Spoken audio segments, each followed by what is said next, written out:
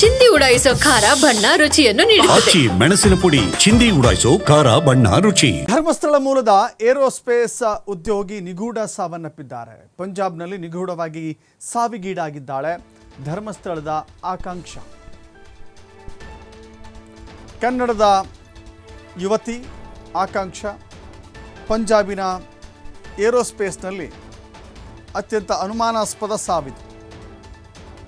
ಮೇ 17ರಂದು ನಡೆದಿರುವಂಥ ಘಟನೆ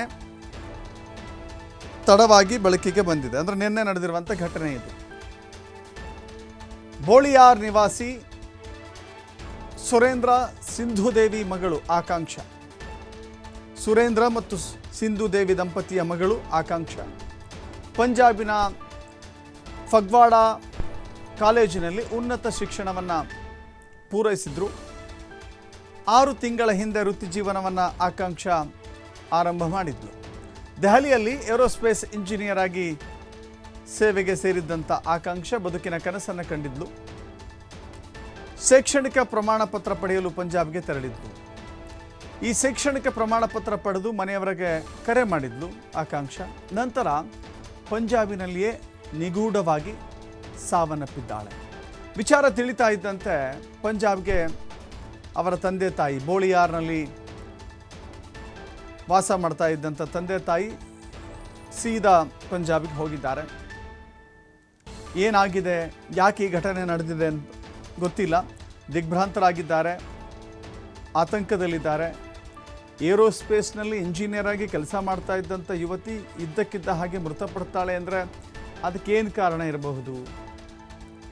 ಈ ಅನುಮಾನ ಅವರ ಕುಟುಂಬಸ್ಥರನ್ನು ಕಾಡ್ತಾ ಇದೆ. ಅಲ್ಲಿನ ಪೊಲೀಸರು ತನಿಖೆಯನ್ನು ಮಾಡ್ತಾ ಇದ್ದಾರೆ. ನಂತರವಷ್ಟೇ ಸತ್ಯ ಗೊತ್ತಾಗಬೇಕಾಗಿದೆ. ಮತ್ತಷ್ಟು ಮಾಹಿತಿ ನಮ್ಮ ಪ್ರತಿನಿಧಿ ಆದಿತ್ಯ ನೀಡ್ತಾರೆ. ಆದಿತ್ಯ, ಆಕೆ ಅಲ್ಲಿಯೇ ಓದಿದ್ಲು, ದೆಹಲಿಯಲ್ಲಿ ಕೆಲಸ ಮಾಡ್ತಾ ಇದ್ಲು. ಪ್ರಮಾಣ ಪತ್ರವನ್ನು ಪಡೆದುಕೊಂಡು ಬರಬೇಕು, ಸರ್ಟಿಫಿಕೇಟ್ಗಳನ್ನ ತೆಗೆದುಕೊಂಡು ಬರಬೇಕು ಅಂತ ಅಗೇನ್ ಪಂಜಾಬ್ಗೆ ಹೋಗಿದ್ದ ಅಷ್ಟೇ. ಏನು ಬೇರೆ ವಿಚಾರ ಏನಾದ್ರು ಕಾಣಿಸ್ತಾ ಇದೆಯಾ? ಇದೇನಾದ್ರು ಸೇಡಿನ ಕೊಲೆನಾ ಅಥವಾ ಯುವತಿ ಆಗಿರುವ ಕಾರಣಕ್ಕಾಗಿ ಪ್ರೀತಿ ಪ್ರೇಮ ಅಂಥದ್ದು ವಿಚಾರಣ? ಏನು ಕ್ಲೂ ಸಿಗ್ತಾ ಇದೆ? ದಶರಥ್, ಈ ಒಂದು ಏನು ಯುವತಿ ಒಂದು ನಿಗೂಢ ಸಾವಿಗೆ ನಿಜಕ್ಕೂ ಕೂಡ ಬಹಳ ಅನುಮಾನಕ್ಕೆ ಸದ್ಯ ಕಾರಣವಾಗಿದೆ. ಈಕೆ ಧರ್ಮಸ್ಥಳ ಮೂಲದವರು. ಇವರು ಒಂದು ಡೆಲ್ಲಿಯಲ್ಲೂ ಕೂಡ ಒಂದು ಒಳ್ಳೆ ಕೆಲಸದಲ್ಲಿ ಇದ್ಲು, ಏರೋಸ್ಪೇಸ್ ಇಂಜಿನಿಯರ್ ಆಗಿ ಕೆಲಸ ಮಾಡಿದ್ಲು. ಸೊ ಜಪಾನ್ ಅಲ್ಲಿ ಒಂದು ಒಳ್ಳೆ ಕೆಲಸ ಸಿಕ್ಕಿದ ಕಾರಣಕ್ಕಾಗಿ ಶೈಕ್ಷಣಿಕ ಪ್ರಮಾಣ ಪತ್ರದ ಒಂದು ಅವಶ್ಯಕತೆ ಇತ್ತು.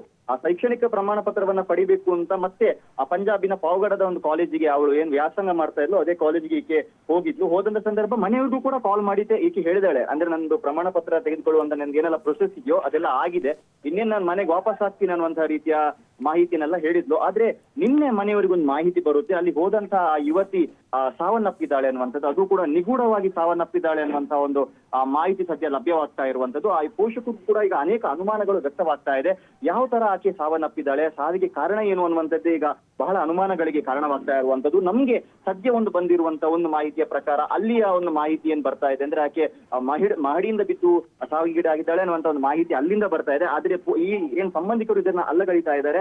ಏಕಾಏಕಿ ಇದರ ಆಗೋದಕ್ಕೆ ಹೇಗೆ ಸಾಧ್ಯ, ಈ ಸಾವಿನ ಹಿಂದೆ ಬೇರೆ ಯಾರದ್ದು ಕೈವಾಡ ಇದೆ ಮತ್ತು ಬೇರೆ ಬೇರೆ ರೀತಿಯ ಒಂದು ಅನುಮಾನಗಳು ಕೂಡ ವ್ಯಕ್ತವಾಗ್ತಾ ಇದೆ. ಹಾಗಾಗಿ ನಿನ್ನೆಯಿಂದ ಪೋಷಕರು ತುರ್ತಾಗಿ ಪಂಜಾಬಿಗೆ ತೆರಳಿದ್ದಾರೆ. ಪೋಷಕರು ಮತ್ತು ಸಂಬಂಧಿಕರು ಇನ್ನೇನು ಅವರು ಅಲ್ಲಿಗೆ ಹೋಗ್ತಾ ಇದ್ದಾರೆ, ಪ್ರಯಾಣವನ್ನ ಮಾಡ್ತಾ ಇದ್ದಾರೆ. ಕೆಲವೇ ಕ್ಷಣಗಳಲ್ಲಿ ಅಲ್ಲಿ ರೀಚ್ ಆಗ್ತಾರೆ. ಈಗಾಗಲೇ ಆ ಕಾಲೇಜಿನ ಮೇಲೆ ಒಂದು ರೀತಿ ಅನುಮಾನ ವ್ಯಕ್ತವಾಗ್ತಾ ಇದೆ. ಹಾಗಾಗಿ ಪೊಲೀಸರು ಕೂಡ ತನಿಖೆಯನ್ನ ಮುಂದುವರಿಸ್ತಾ ಇದ್ದಾರೆ. ದಶರಥ್, ಥ್ಯಾಂಕ್ ಯು ಆದಿತ್ಯ ನಿಮ್ಮೆಲ್ಲ ಮಾಹಿತಿಗೆ.